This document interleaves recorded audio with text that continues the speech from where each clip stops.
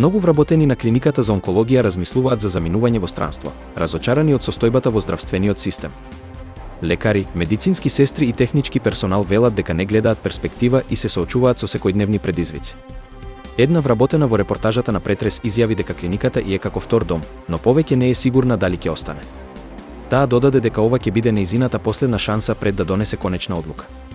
Покрај недостатокот на кадар, клиниката се соочува и со недостиг на лекови.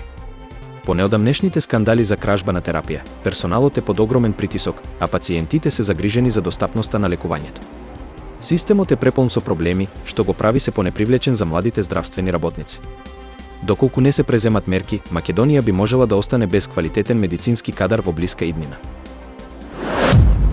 На 26 јануари 2025 година, 120 планинари од Крива Паланка, Куманово, Пробиштип и Скопје успешно го искачија Царев врв, вториот по височина врв на Осоговските планини, на надморска височина од 2084 метри. Акцијата беше организирана од планинарско-спортскиот клуб Калин Камен од Крива Паланка и планинарското друштво Хајкинг од Скопје. Според планинарскиот водич Стојане Костовски, временските услови биле поволни, со умерени температури и слаб ветер. Маршрутата започнала од Осоговски бисер, продолжувајќи кон езерцето, каде што учесниците биле запознаени со историјата на Осоговските планини и добиле совети за движење во зимски услови. По околу 1 час, групата ја достигнала првата кота, Калин Камен, на 1884 метри надморска височина. Поради замрзнатиот снег и стрмниот терен, движењето било отежнато и бавно. По кратка пауза, планинарите продолжиле кон Царев врв, соочувајќи се со подмрзнат снег и оголени била, што овозможило побрзо движење. Околу пладне, успешно го искачиле врвот, познат и како Султан Тепе. Стојане Костовски, 78 годишен водич и активен планинар, го има искачено Царев врв 136 пати од 1990 година до денес, а традиционално го искачува врвот секоја година на 2 јануари.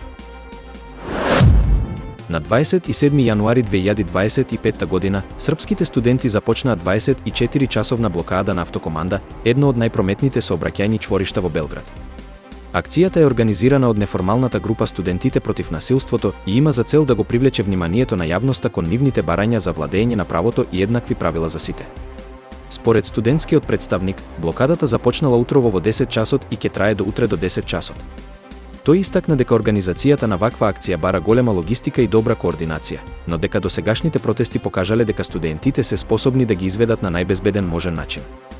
Предходно, на 24 јануари, студентите организираа генерален штрајк кој привлече десетици илјади учесници низ цела Србија, вклучувајќи над 50.000 во Белград и 22.000 во Нови Сад.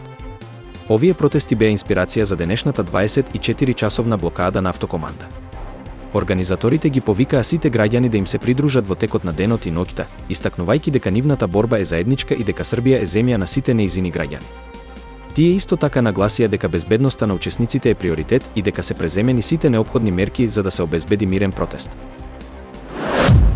Колумбија се согласи да ги прифаќа депортираните мигранти од САД, откако претходно одби да дозволи слетување на 2 американски авиони со депортирани лица. Оваа одлука доаѓа по заканите од американскиот претседател Доналд Трамп за воведување царини од 25% на сите колумбиски производи. Председателот на Колумбија, Густаво Петро, првично одби да ги прифати депортираните мигранти, наведувајќи дека транспортот со воени авиони ги третира мигрантите како криминалци и го нарушува нивното достоинство. По интензивни преговори, Колумбија се согласи да ги прифати мигрантите без ограничувања и одложување. Белата куќа го поздрави договорот, истакнувајќи дека предложените царини се целосно подготвени и ќе бидат спроведени доколку Колумбија не го почитува договорот. Колумбиската влада додаде дека ќе продолжат разговорите за да се гарантира достоинството на нејзините граѓани. Овој договор се смета за победа на тврдокорната политика на Трамп, кој претходно воведе слични мерки против други земји од Латинска Америка кои одбија да прифатат депортирани мигранти. Израелските власти објавија дека рокот за поднесување приговори на судските одлуки е продолжен од 30 на 45 дена. Оваа промена има за цел да им овозможи на граѓаните повеќе време за подготовка на нивните правни аргументи и да го зајакне правото на правна заштита. Според Министерството за правда на Израел, одлуката е донесена по консултации со правни експерти и организации за човекови права, кои укажале на потребата од подолг рок за поднесување приговори, особено во комплексни случаи. Новите правила ќе стапат на сила од 1 февруари 2025 година и ќе се применуваат на сите судски одлуки донесени по овој датум. Граѓаните се охрабруваат да се информираат за промените и да ги искористат новите рокови за заштита на нивните права. Оваа мерка е дел од пошироките реформи во израелскиот правосуден систем, насочени кон подобрување на пристапот до правда и зајакнување на правната сигурност за сите граѓани.